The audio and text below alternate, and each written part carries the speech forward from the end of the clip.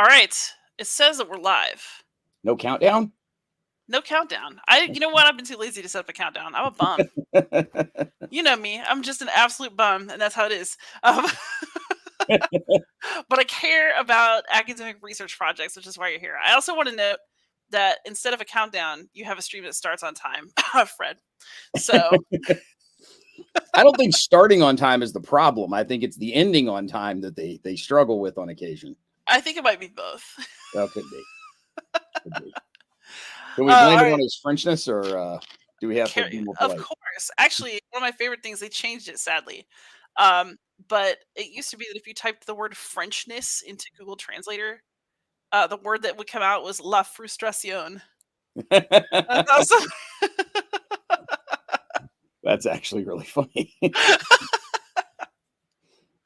No, all love to Fred, obviously. But let's get down to business for why you're here. So everybody who's watching, this is Brant from the Armchair Dragoons.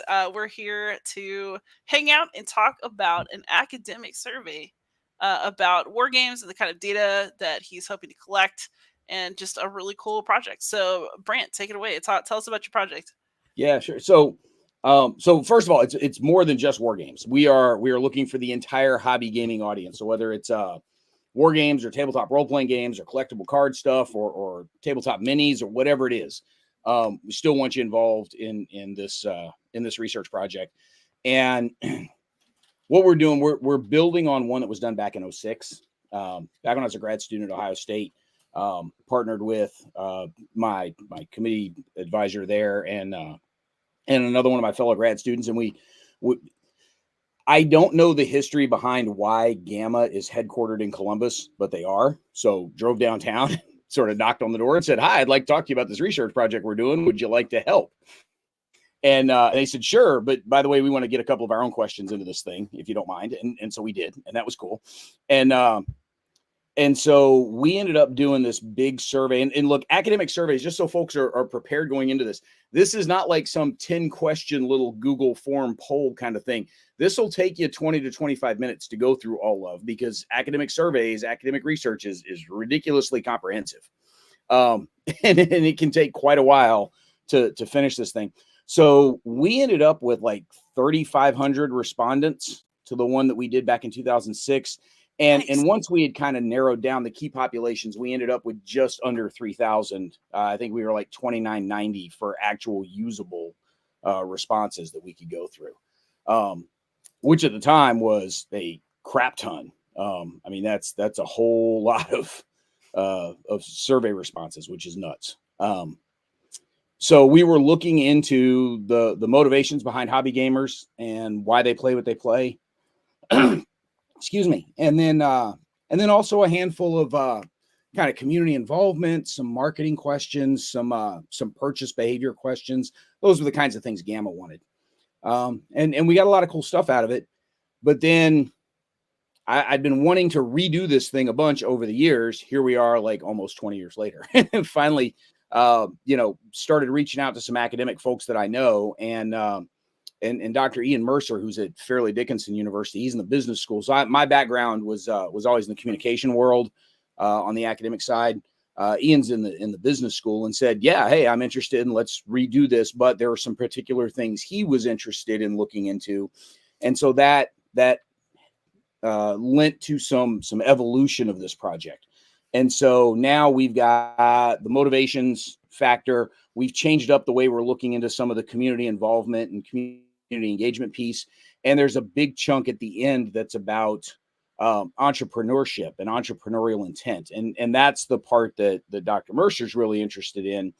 And look, a large part of that is because how many gamers do we know that have said, "Hey, I got a great idea. Let's make a game company to publish this." Like the hobby game world does not seem to be short of people willing to be entrepreneurs, even if it's just a side hustle.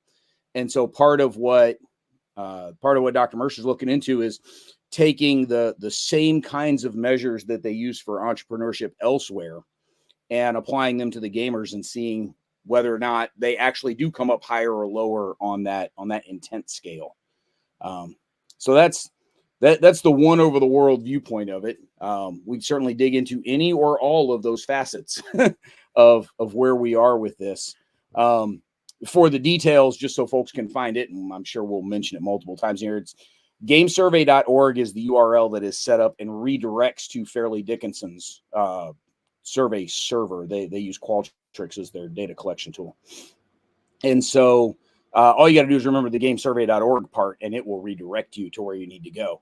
The data collection is staying open all the way through July 1st. Originally, we were going to cut it off in the middle of April, but we realized with our schedules, nobody's getting around to actual data analysis until after Origins. So we're like, we'll just extend it all the way to the 1st of July, leave it open. We can talk about it at Origins. We can talk about it at other game conventions, things like this. So we're just just leave it open and let it keep going. So are you going to put up like a little Origins QR code? We actually have QR codes made up for this. How did I know? These little gamesurvey.org tabs. I was handing these out at Gamma Expo to folks and like leaving them on the tables there and everything for people to snag. So I've still got multiple stacks of them that I can leave on tables and hand out around Origins when I'm there. I forgot to take them with me to Buckeye Game Fest last weekend. Can you say how many respondents you've had so far? Last time I got word from Ian, we were around 1,400, but that was like 2 weeks ago. So I'm sure it's gone up from there, but I don't know for sure. Just it's north of that, but I can't tell you how far north of it is. All right, but we need to collectively beat 3,500 to beat the last one. You know, that's my goal is to beat what we had last time.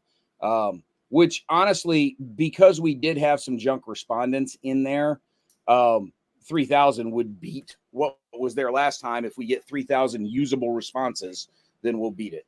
So, all right. So that'll be good.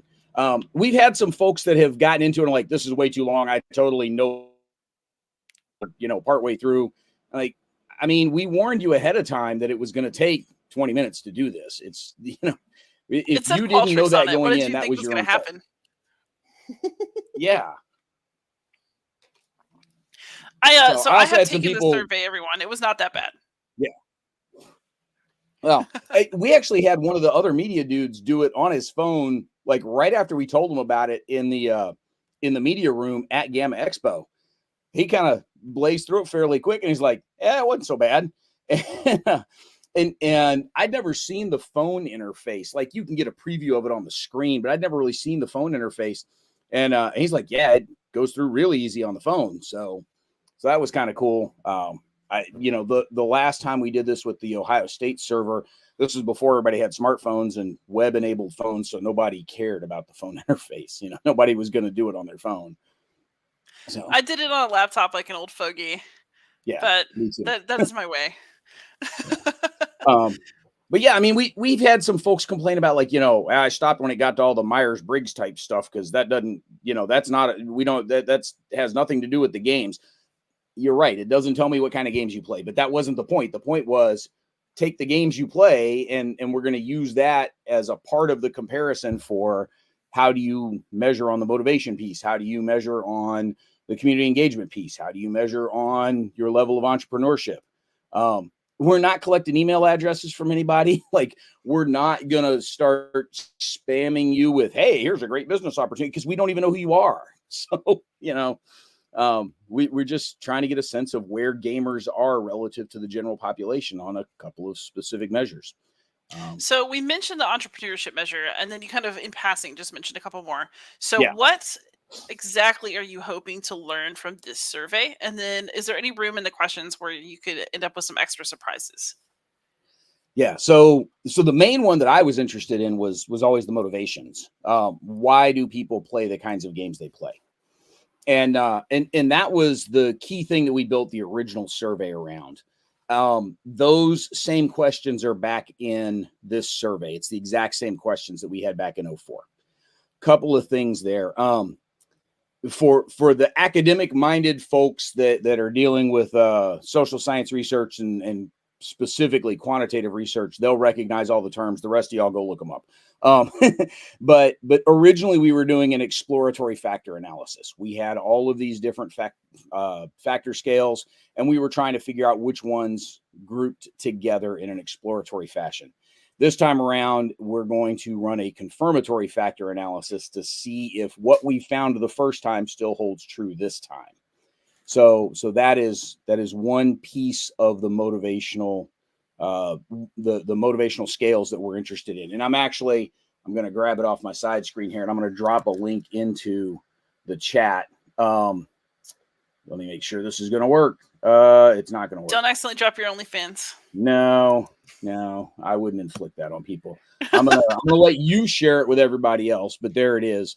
So that's the link to the motivations behind the players that we found back in 04. And so the way we were able to group some things together was the idea of fantasy, so sort of the escapism element of things, or the competition element, or the challenge of figuring out a puzzle. For some folks, there was an actual kind of arts and crafts component to things. For some folks, there was a socializing component to things. Interestingly, we found both a socializing component and a solitude component separately within the motivational factors. I was going to say, some of us don't do this for social reasons. Exactly.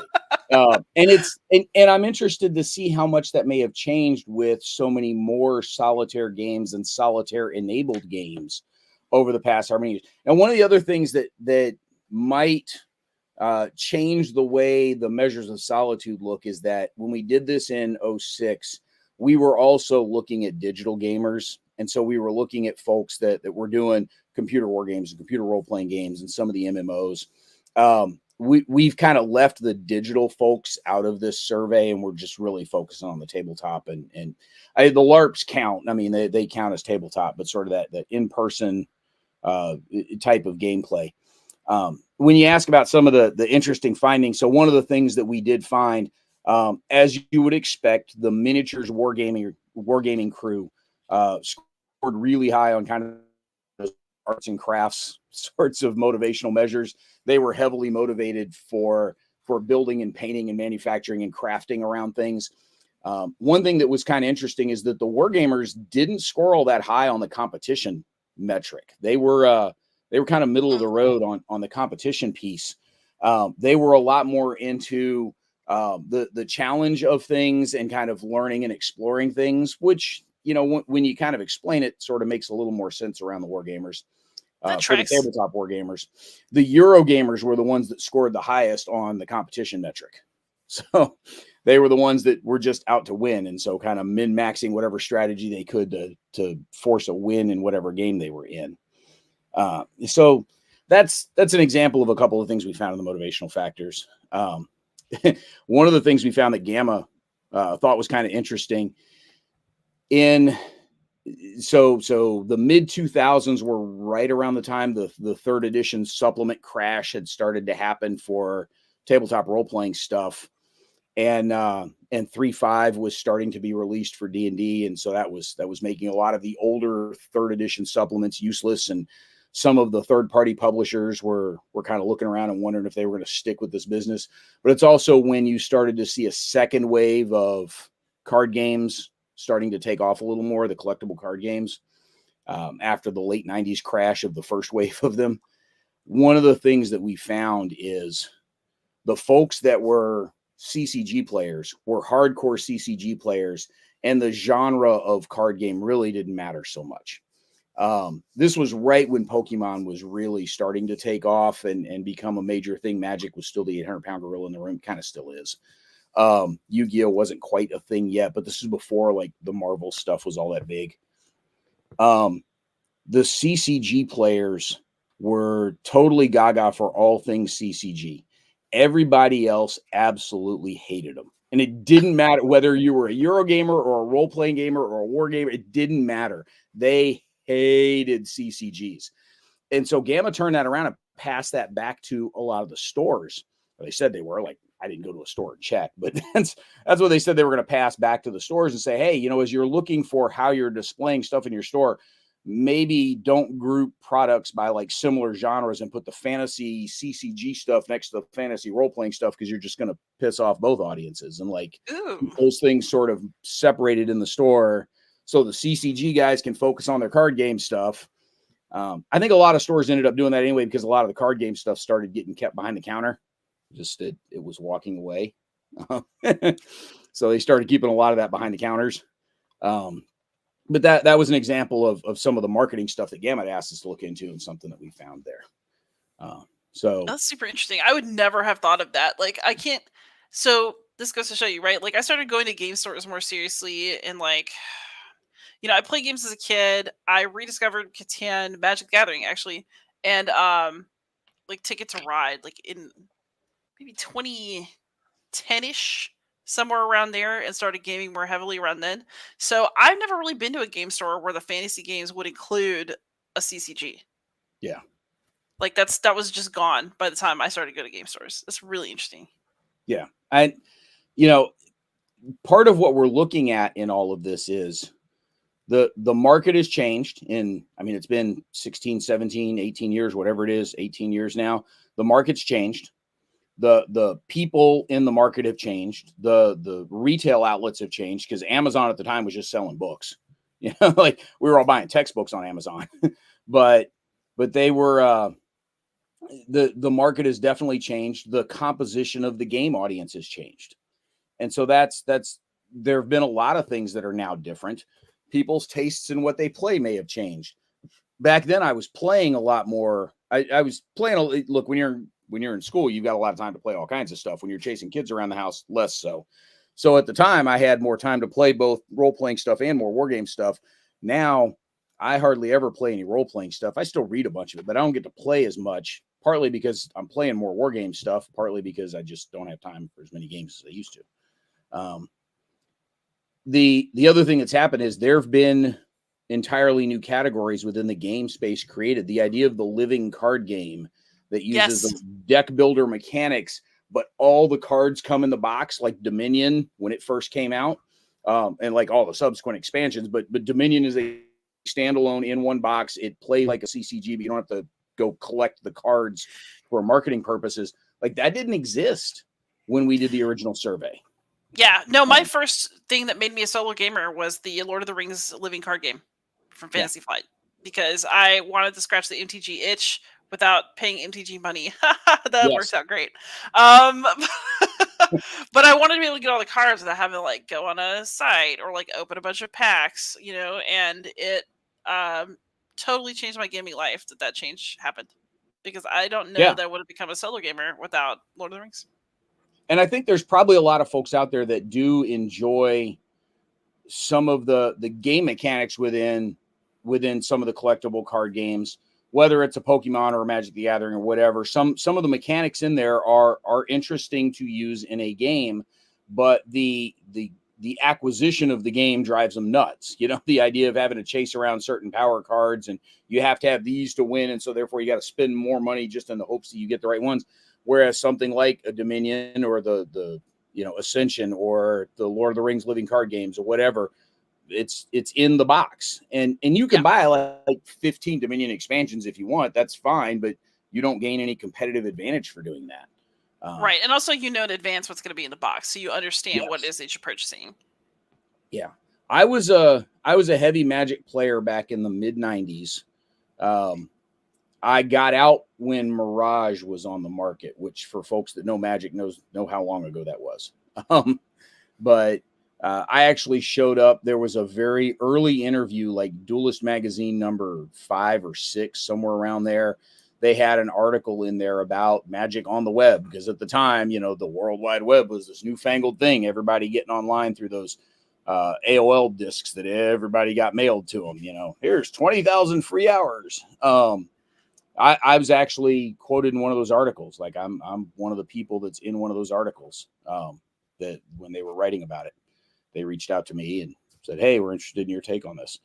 So, but again, he just couldn't keep up with the marketing of it all. And there's other things I'd rather go play, not have to mortgage any potential future house or children for this. So, I got out of it and went back to wargaming and role playing. And so, fair enough. Yeah. So that's an example of one of the things that we got out of this. One of the other things that happened in 2004, and I haven't looked at the data this year to kind of see where it is yet. One of the other things that happened in 2004, we asked a handful of open-ended questions at the end of it, sort of, why did you first start playing, whatever your favorite hobby games were, and what do you think, gaming still says about you as a person today, kind of stuff. And we were expecting, a couple of sort of smart ass quips here and there. Nah, man, people wrote paragraphs. People wrote like, high school essays on this stuff. And it was insane how much people kind of spilled their guts on all of this. And it was crazy. I'm dropping another link in here for you to share with the audience.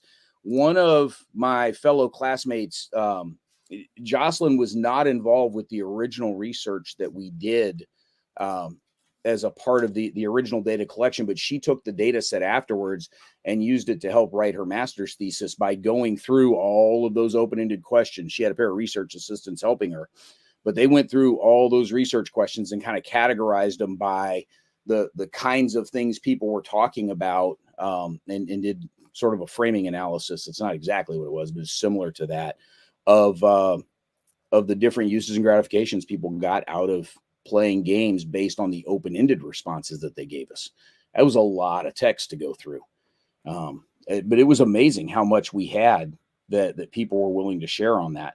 I'm hoping we get something similar this time around, but I haven't looked at the data yet to know.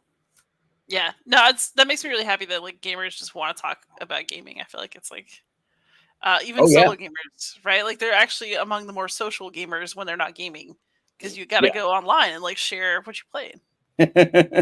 Absolutely. And again, I mean, in terms of how much things have changed since then, Board Game Geek was, it wasn't non-existent, but it wasn't near the dominant factor that it is today. Euro games were climbing, but at the time, Origins was still largely dominated by card games and role-playing games. Several categories of games didn't exist. Certainly, a lot of the current web connectivity didn't exist. Smartphones weren't a thing yet. I'd have to, somebody in the chat tell us when the first iPhone came out, but the iPad didn't exist yet. So we didn't really have tablets as a standalone category, which meant we didn't have a lot of the apps that allow you to play tabletop games very easily on those computers, or, never mind the phones or tablets, much less play them against other folks on something like, Board Game Arena or Tabletopia or Tabletop Simulator. Okay, so thanks, Bill. So 2007 is when you saw the iPhone show up. So as we're doing this survey, like those things didn't exist. You were playing solitaire on your phone, not too much. I remember putting Snake and Tetris on my graphing calculator in high school, and that was my way of like being bad in class. Yeah. I'd play like I mean, you can't stop the kids from playing games, but it's a lot easier now.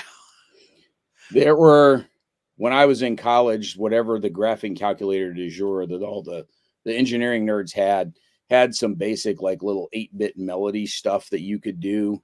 And one of the guys was so proud when he programmed his calculator to play Aqualung from Jethro Tull. So that was the highlight of his engineering class our freshman year. So, I mean, I wasn't in any of the engineering classes. I was an English major. So, who knows, man? Put in the request. Bug people for it. Maybe they will. Yes. I would like to see some Fallout dual decks, because I'm really interested in the Fallout deck, but yeah. I am all with you on this. I am totally down for playing tabletop games at a table with some friends. That said, I also look at what Jim Ozarski and the crew over at the Dragoons do with Tabletop Simulator, where they're actually live streaming them, because if they're playing anyway, Jim just turns on OBS and streams it to his YouTube channel. They're getting in 3 nights a week, some serious minis wargaming using Tabletop Simulator with guys literally from Italy all the way over to Singapore.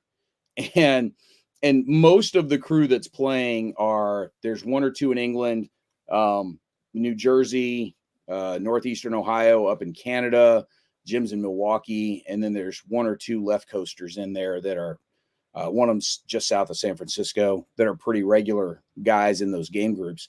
3 nights a week, those guys get together and play 3 hours of minis wargaming on Tabletop Simulator, and that's not something they would be able to do like even at home, just because you can't leave the stuff set up, right? Tabletop Simulator, you hit save and you're done, and like you come back and reload it and go.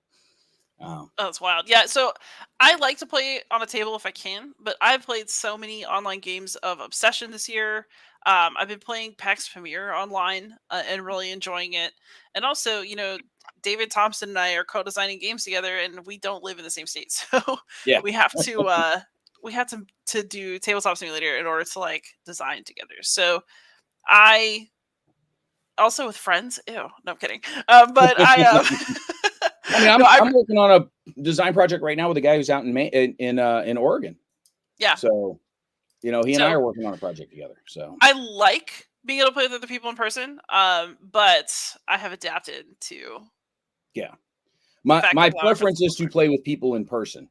In the absence of doing that, I would rather play with them not in person than not play. I think Yeah. is the key thing there. Well, I also think it's probably how I started to become a solo gamer. Is a lot of solo gamers will probably say the same thing. We're not one uniform group of people, so maybe, but like, I think a lot of players experience this. Like, you start playing solo because your desire to board game outpaces your opportunities to board game. Yeah. So instead of like wait for game night, you play by yourself to like scratch the itch. And then now I enjoy it as a thing in itself. But I feel like it probably started because I wanted to game really bad. I didn't have anybody to do it with as much as I wanted. Yeah. Yeah. And you don't want to prop a mirror up across the table from you. God, no. So we talked about motivations. Like, you've gotten some sort of you've gleaned some information about like consumer habits and like what people are interested in buying and how people are gaming together.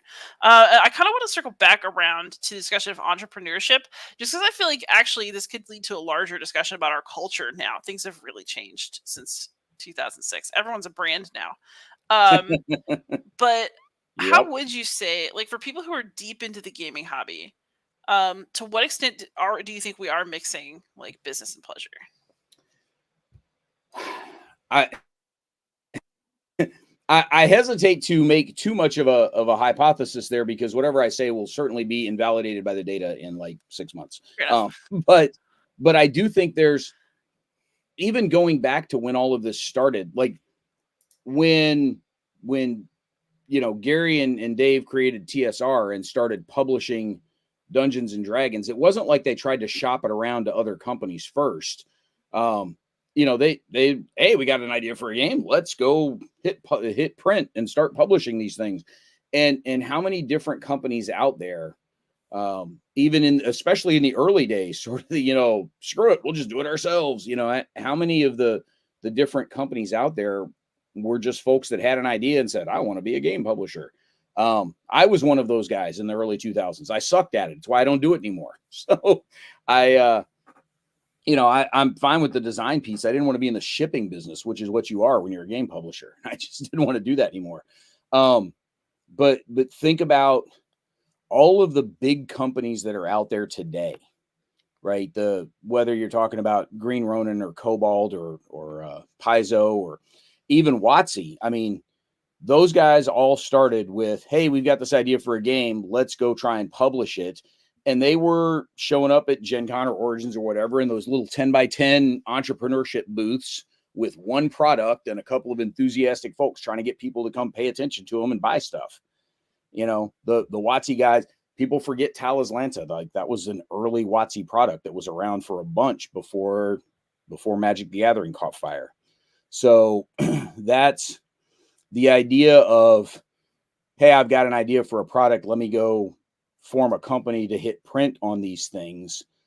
I think given the physical nature of the product in the hobby gaming world, the barrier to entry was a lot lower than it was in a lot of other contexts, right? If you want to be making car flags for college sports teams, like, you got to go find a manufacturing facility that can make injection molded high impact plastic. And then you got to find somebody else to print and sew flags for you. And then you got to marry those things up to be able to put them on people's cars. That's a lot of manufacturing. And that's very different than, hey, I've got an idea for a role-playing game. I can go down to, I was about to say Kinko's, to FedEx office, right? I'm dating myself here because I worked for them back when they were still Kinko's. And go down there and just, start making photocopies and staple them together and sell them for $10 to your friends, through mail order or whatever. It's very easy to find places to print paper stuff for things like role-playing games, or even decks of cards aren't that hard to get printed, especially not now, but they weren't 30 years ago, compared to other kinds of entrepreneurship or manufacturing. You know, if you wanted to be an entrepreneur and open a fast food franchise, like how many corporate hoops do you have to jump through to make that happen? So I think there's a bit of that spirit, that creative, I've got a great idea spirit already exists in a lot of gamers, and just how many of them take it that next step and start executing on that vision. So interesting. Yeah, I think about it as somebody who, you know, has a YouTube channel. I mean, not everybody does, right? But lots of gamers do. And, you know, Beyond Solitaire is an LLC. I don't make like a lot of money or anything, but I basically, you know, made it officially a business a couple years ago so that I could, like, you know, handle my YouTube monetization, which isn't much, but like a sponsorship for the podcast. Yeah, I've taken on a lot of editing and some video work in recent years. And I think thinking about gamers as entrepreneurs right now, I'm very curious about the data you're going to get, because I also spend a lot of time watching TikTok, and it's almost like everybody is a business and your business is you now. Yeah. And to what extent does that like spill over into gaming? But it's also in makeup, and it's in books, and it's in having cute kids or having an adorable pet. You can make a business out of everything now. So the last link that I just dropped in there for you to share with the crew is actually a paper that I had written back in 2007 on entrepreneurship in the hobby game segment of the publishing industry. And look, Dr. Mercer's gonna far outstrip anything that I came up with in this, because this one I didn't go out and survey participants in the market. I was working from secondary data. So I was talking to a lot of the guys that run the distributorships about the companies that they're representing and selling through the distributorships. I was talking to Gamma about the membership numbers and how they were fluctuating. And one of the things that people use as a secondary measurement of entrepreneurship is the volatility in a particular industry, how many companies are coming and going in and out of that industry. Yeah. And so at the time, it was very much in flux, because the data I was using was primarily 05, 06 data when I was writing this in 07. It was primarily 05 and 06 data at the time.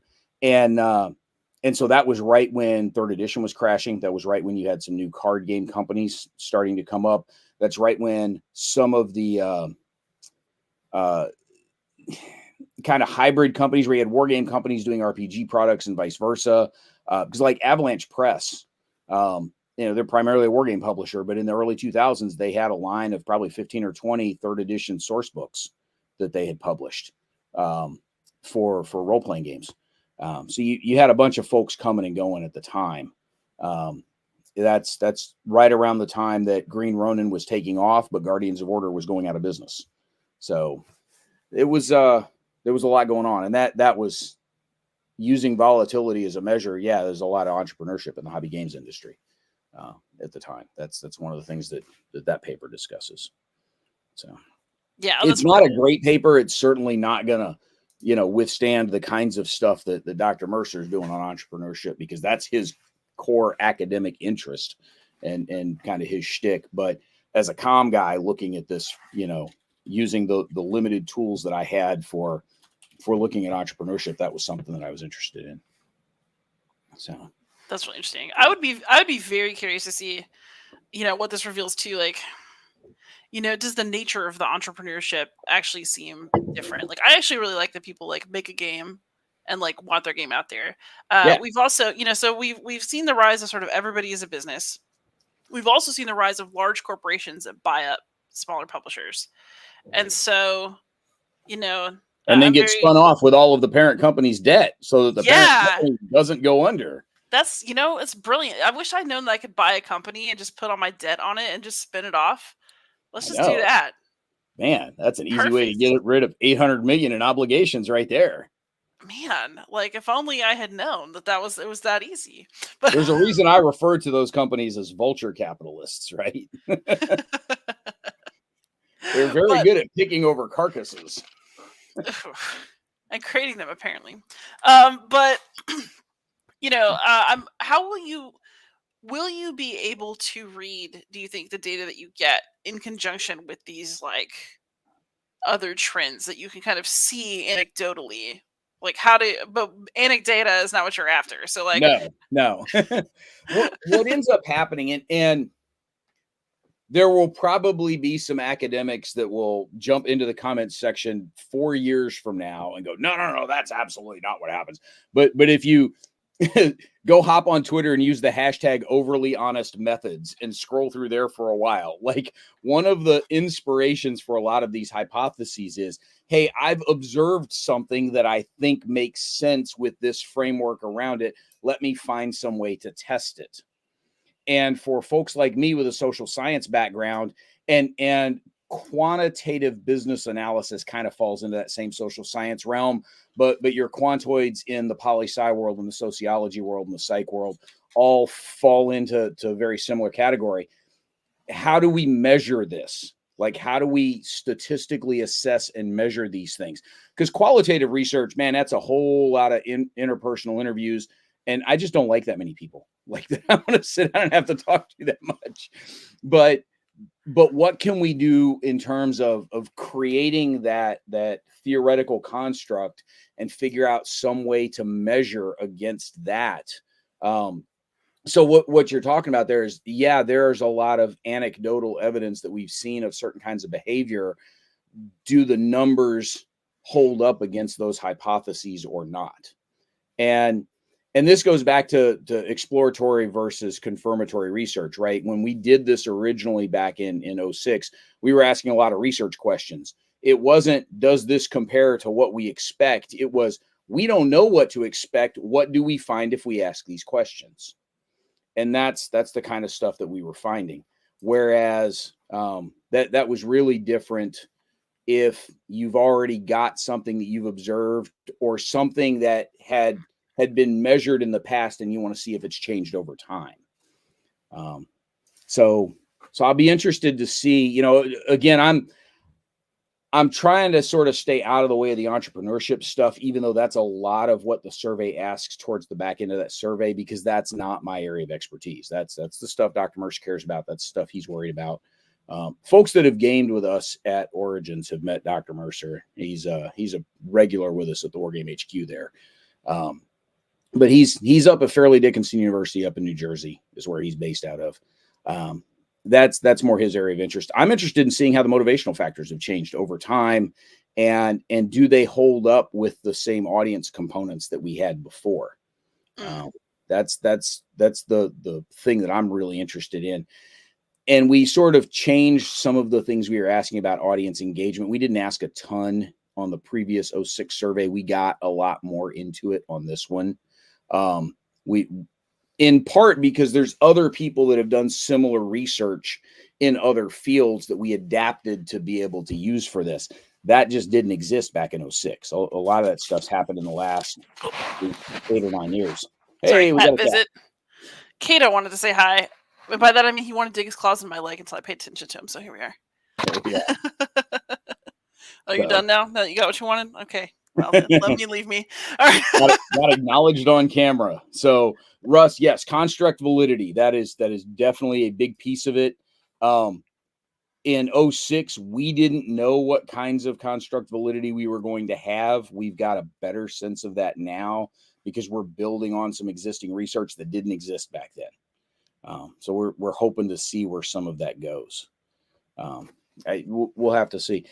There's a bunch of lessons that we learned from 06.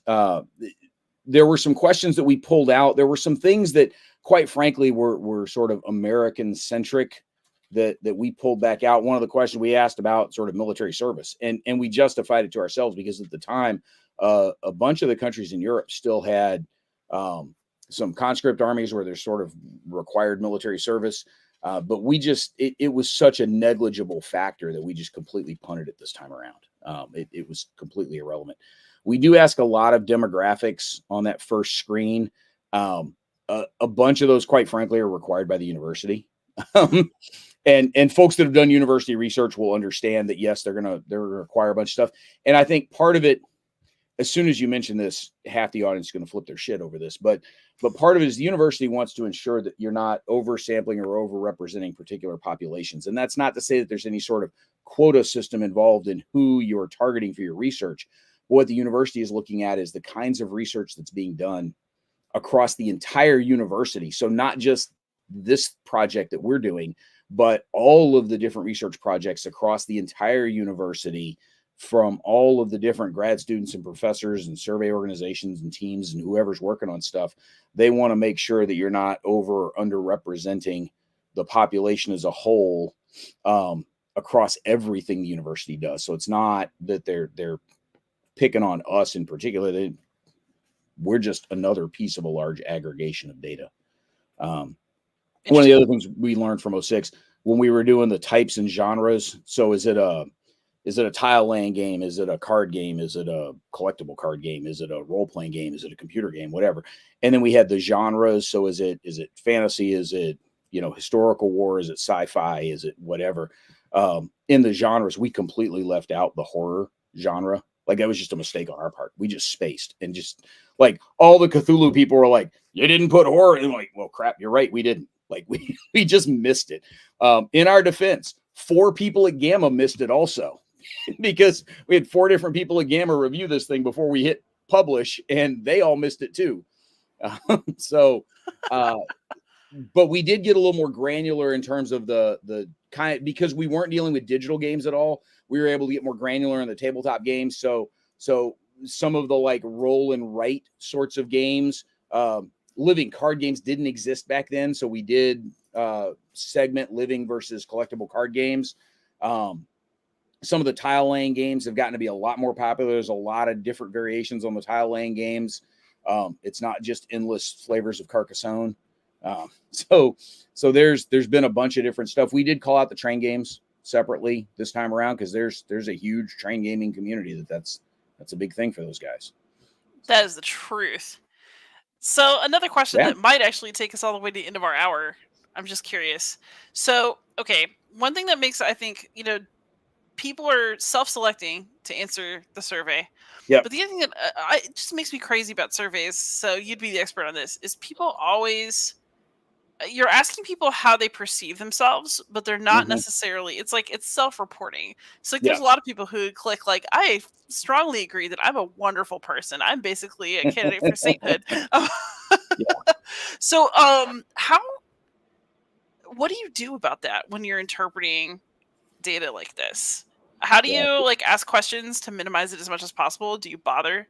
And then, how do you interpret what you get? Do you just take it at face value, or is there something in place to kind of? Some of it is accepting the limitations of the tool. Folks tend to have a fairly high opinion of themselves. In certain cases, you can kind of shift the center of the bell curve to account for the fact that everything is inflated. Ideally, if you're doing a bell curve on grade distribution, you will appreciate this as an instructor. The C's should be in the middle and everything tails off in either direction. No. The 88 is like the middle. Is the middle of the bell. and the A pluses are still a fairly significant number. And then, like the 1D in the entire school is that lonely dude way off on the end somewhere. So you can shift the center of the bell curve a little bit if you need to, based on the term that folks use in the social science world is the Z-score of something. And that is measured. The Z-score allows you to compare things that have very different scales, because the Z-score measures how many standard deviations from the mean something exists. So if something's scaled 1 to 10 and something else is scaled 1 to 36, like you could still compare those to each other by comparing the Z-scores of certain things, which tells you how far from the mean in either direction they get. I'm so happy that you said that, because I used to know how to get the Z-score on my TI-83 graphing calculator, but I did not actually understand what it meant. And I was just told to like get it periodically. Yeah. And that makes so much sense. Like, wow, why did nobody just say that? Yeah. And so the place that could use Z-scores the most, and you never hear them discussed because it probably just hurt too many people's brains, when you start comparing sports over various eras. You can't compare quarterbacks from the 1970s. Everybody, pass interference didn't exist and everybody was running the ball. And no, you pull out the Z-score. How many standard deviations above the mean was this quarterback on certain performance metrics compared to today? And so you could do some things that way. Nobody will ever do that because that's like, you think they're, nuts about analytics being weirdos now, God forbid you pull those out. But that's another way that you can sort of compare where folks kind of self-assess. Quite frankly, a large part of it is in sort of how you craft the questions, because it's not so much, how, I am always right in the arguments I have, but sort of how many arguments do you end up in? And so, that can be more of an indicator of somebody more willing to pick a fight than it is just, well, of course I'm right. People argue with me because they're morons. That's how it works for me. So yeah, absolutely. I'm never wrong. I'm just temporarily misguided. But yeah, so there's a couple of different mitigating factors, right? It's accepting limitations of the tools, learning the best way to craft the questions to match the tool and its limitations, and then some statistical gymnastics you can do to normalize the data are really the three kinds of things that you can do. And that's, again, a lot of it is going back to point number one. You're accepting the limitations of the tool. There's only so much you can do. One of the things that came out back in 06 that I saw in some people responding and reacting to some of the initial stuff we put out, the miniatures wargaming crew, my gut says they were way oversampled compared to the rest of the hobby war games world. We had a lot of those guys reply back then. And I think it's just they're better organized than a lot of the other facets of the hobby, because there's like 4 major websites that those guys congregate on, and so many of them are HMGS members that it's really easy to find the minis wargaming guys, and you can get it out to a whole lot of them very easily. What was happening is we were saying, hey, our sample included the following percentages, and there's like, 26% were minis wargamers or something. I don't remember exactly what the percentage is. And we saw people's reactions going, holy cow, this survey is all screwed up. There's no way minis wargamers are 26% of the hobby population. We never claimed that. Like, that's never what we said. What we said is, of the people who responded to this survey, 26% of them were minis gamers. I'm not trying to get a representative sample of everybody that's playing in the hobby. There's no way of knowing what that is. Beyond that, look, I happen to know a handful of the people in the chat here. They are gaming omnivores, much like I am. I've got, 300-ish war games in here. I don't have as many war games as some of the other hardcore war gamers because they tend to come and go more frequently. If I'm not going to play it, I'm going to find somebody who will. But if you start adding up how many role-playing products that I've got up here, man, it is easily 4 figures, and maybe in the 2000s.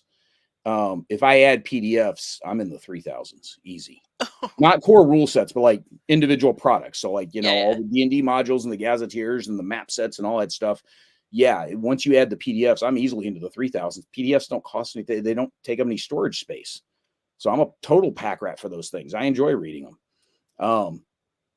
But which, if you're going to put me in a box somewhere in the hobby games world, which box are you trying to put me in? Right.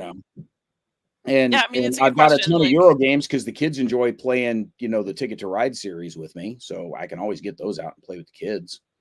So, yeah.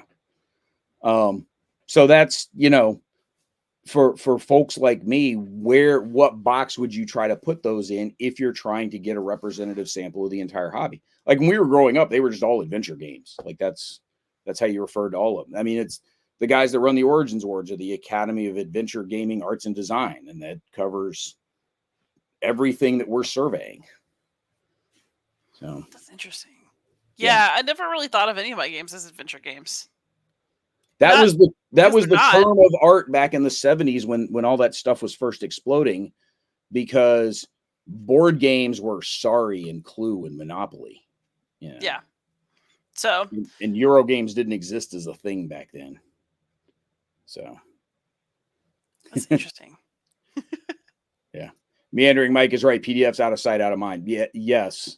It's like empty calories. Did you really eat them if you can't see them? There's been more than a few times when somebody has posted something in the forum somewhere and said, hey, there's this, you should check out this latest edition of this cool role-playing game, and here's some stuff. And I'm going, yeah, that's kind of cool. Let me pop over to drive through. Oh, I already own it. That's happened so many times. So many times.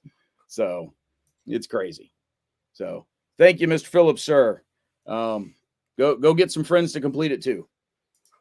Really appreciate it. Yeah, so kind of as we start to wind down, if anybody's got any questions for Brant, please pop them in the chat. But Brant, why don't you talk to us just one more time about how people can help you by doing the survey?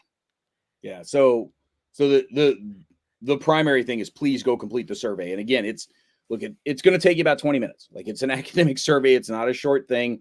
There are some places in the survey where the scales do flip from they invert, and that was always intentional to make sure people are paying attention and not just C, like people would do with their end of grade tests.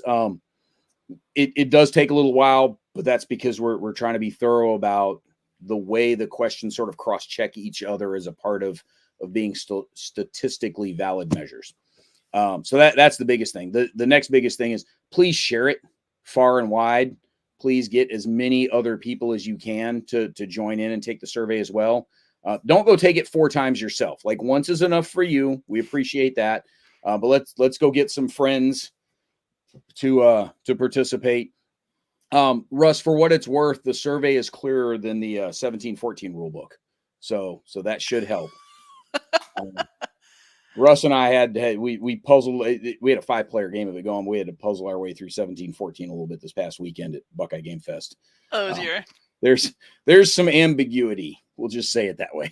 What? Well, there were more than a few times where we had sort of executive rulings at the tables. Like, all right, can we all agree this is going to mean that? and that's what we just all agreed to and went with. So the next thing is please go ask some friends to do this also. And even if you're not writing full paragraphs on those open-ended questions at the end, please, go through the scales in good faith and give us your best realistic answer. We're not asking for any data that we can come back and find you with what's in there. We're not asking for any personally identifiable data in there. There's a lot of demographic questions. Again, the university sort of makes us do that. But we're interested in trying to get the best possible pictures we can of the hobby gaming world along these different facets that quite frankly do kind of matter in our understanding of the hobby, of what we do, why we do it, ways that we can improve doing it. We can use these kinds of, the kind of information we get here to maybe better tune some of the games, to better target some of the games. Hey, here's this really cool game that you should know about, but we know to point certain people at it because it focuses on these things that matter to that audience.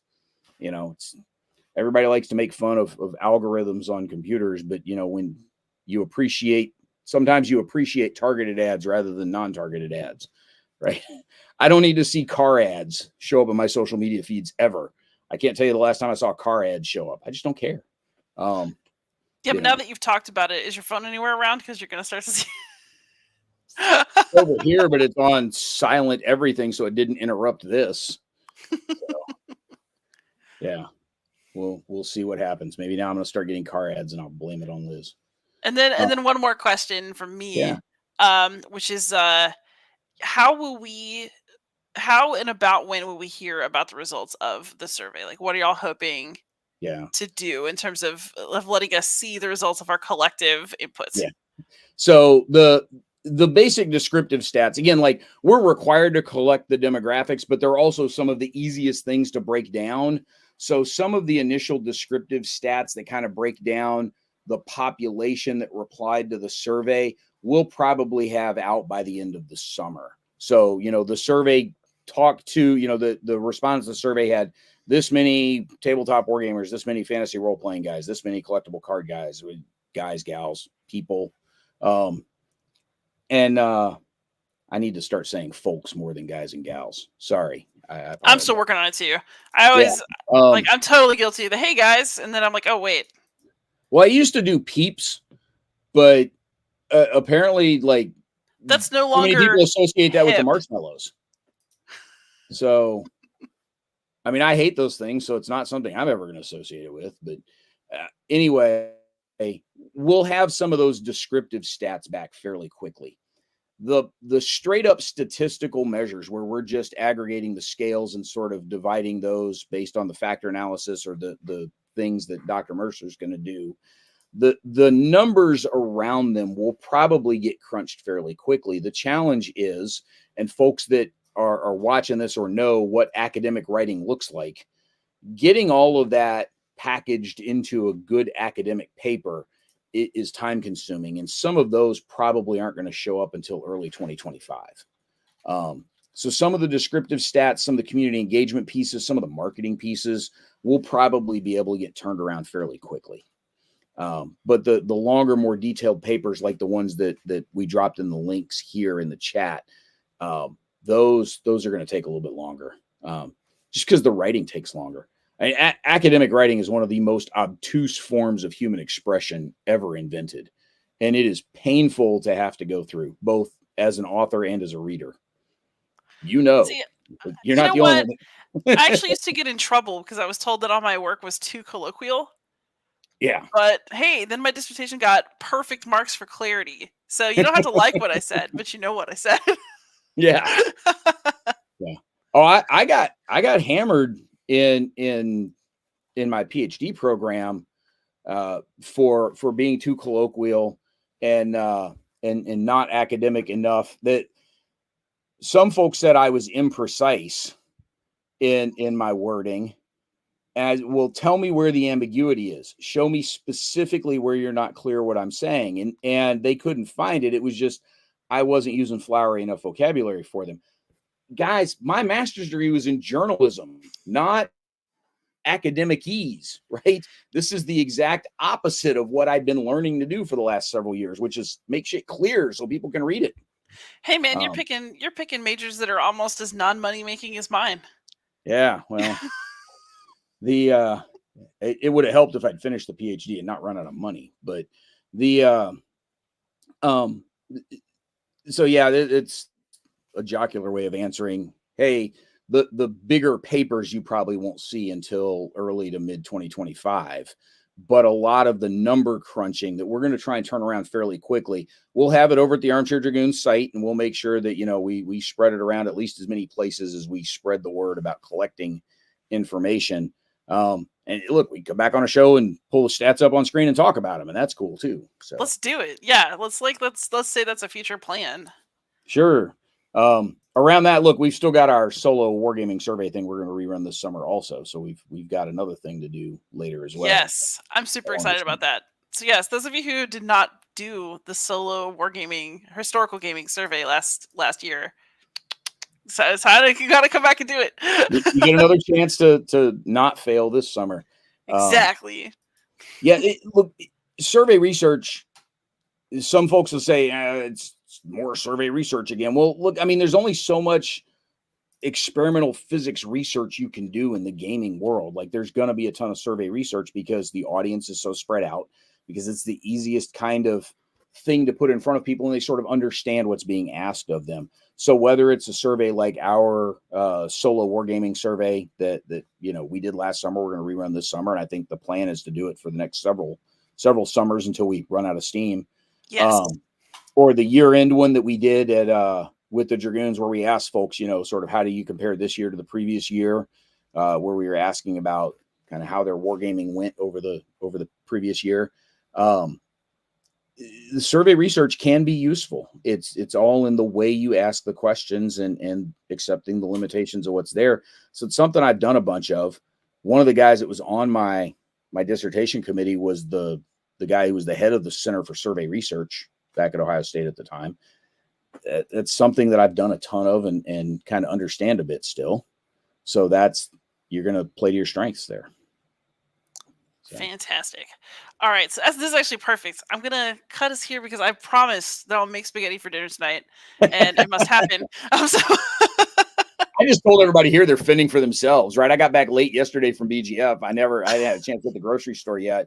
So I told everybody, man, Monday night you're fending for yourself. I'll have something figured out Tuesday through Friday, but Monday night, man, go make yourself some chicken nuggets. I don't care. Amazing. On a scale of 1 to 10, how do you feel about Dad's dinner service? No, I'm joking. But Brant, thank you so much for coming on. I'm super excited to see the results of the survey. Everybody who's out there watching, please go to gamesurvey.org, do the survey.